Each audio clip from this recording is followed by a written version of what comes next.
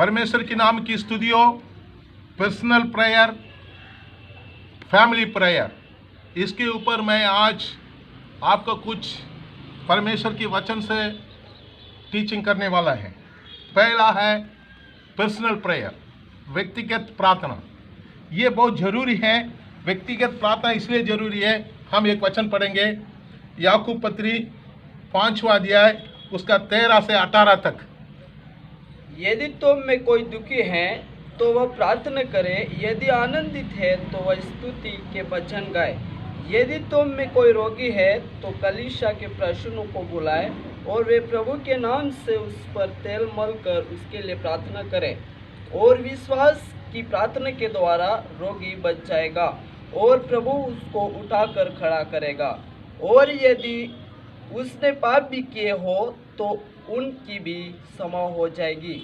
इसीलिए तुम आपस में एक दूसरे के सामने अपने अपने पापों को मान लो और एक दूसरे के लिए प्रार्थना करो, जिससे चंगे हो जाओ। धर्मी जन की प्रार्थना के प्रभाव से बहुत कुछ हो सकता है। एलिया भी तो हमारे समान दुख सुख भोगी मनुष्य था और उसने गिड़गिड़ा कर प्रार्थना की, महीना बरस और 3.5 वर्ष तक भूमि पर मैं नहीं बचा। फिर उसने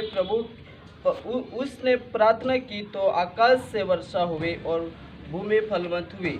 हे मेरे भाइयों, यदि तुम में कोई सत्य के मार्ग से भटक जाए और कोई उसको फेर लाए, तो वह जान ले कि जो कोई किसी भटके हुए पापी को फेर लाएगा, वह एक प्राण को मृत्यु से बचाएगा और अनेक पापों पर पर्दा डालेगा। देखिए, इस वचन में 13 से 18 तक जो वचन है उसमें कम से कम 8 बार प्रार्थना करो, प्रार्थना करो, प्रार्थना करो बोलकर परमेश्वर के वचन बताता है। वेटिंग इन द लॉर्ड, परमेश्वर के चरणों में आप बैठना पड़ेगा। यशायाह 40:31 में लिखा है, तो हम परमेश्वर के चरणों में बैठने से नया ताकत पाएंगे, उका उका समान हम उड़ेंगे और दौड़ेंगे, थकावट नहीं आएगी। मगर हम परमेश्वर के चरणों में बैठना पड़ेगा। परमेश्वर के चरणों में बैठने से एक बड़ा ताकत हमको कब्जा कर लेगी, नया ताकत, ताजा अभिषेक, ताजा सामर्थ, ताजा शक्ति। एलिया पहले क्या करा, उस वेदी को ठीक किया। जब आग उतरना था, प्रार्थना करना था, वेदी को ठीक किया। वैसे ही हमारा प्रार्थना का जो जीवन है, प्रार्थना का जो हमारा जो कार्यक्रम है, उसको हम ठीक करना है। यशायाह 30:15-16 में लिखा है, हम परमेश्वर के चरणों में बैठना है। हमको बैठना इच्छा नहीं लगता है, हमको घूमना है। प्रभु, मैं अभी सेवकाई में 40 साल से मिशनरी सेवकाई में हूँ।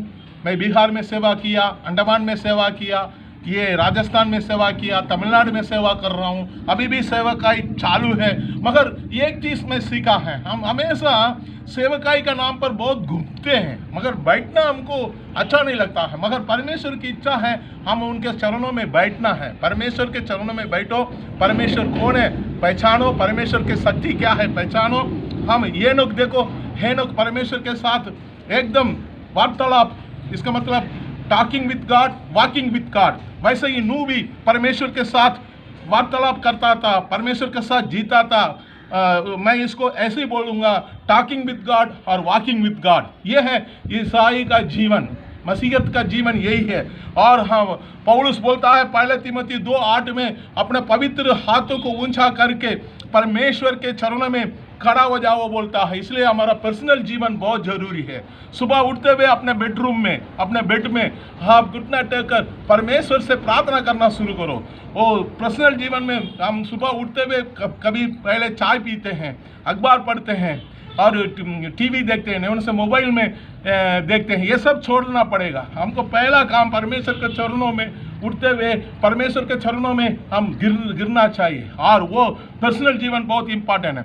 उसके बाद परिवार की जीवन, कारण शैतान पहले एक व्यक्ति को अटैक करता है, दूसरा अटैक वो परिवार को करता है, तीसरा अटैक वो चर्च में करता है, परमेश्वर की संगति है जो चर्च है उसके ऊपर करता है। इसलिए परिवार बहुत इंपॉर्टेंट है। तमिल में कहावत है, जो परिवार की प्रार्थना नहीं है वो छत के बिना घर है। छत के बिना जो घर में जो रहते हैं उसको कोई सुरक्षा नहीं है। बारिश आने से गिरेगी, तूफान आने से अंदर आ जाएगी, धूप आने से भी अंदर आ जाएगी। वो तो तमिल में कहावत है, जो परिवार में जो जगह में परिवार की प्रार्थना नहीं है वो छत के बिना घर है। तो इसलिए हम परिवार की प्रार्थना करना है। उत्पत्ति 3:8 में परमेश्वर आदम हवा को बनाने के बाद वचन में लिखा तमिल बाइबल में, ठंडा समय में, सुबह का ठंडा समय में उनके साथ वो बात करने के लिए, उनके साथ मिलने के लिए, संगति करने के लिए। परमेश्वर संगति करना चाहता है, हम तो दूर हो जाते हैं। परमेश्वर हमारा नज़दीक आता, उनको नज़दीक में आया, वो जो जब आता था कोई प्रॉब्लम नहीं है, शैतान आ गया, सब गड़बड़ी हो गया। इसलिए हम परिवार की प्रार्थना करने से हम परमेश्वर को जगह देते हैं, शैतान को नो बोलते हैं, शैतान भाग जाएगा।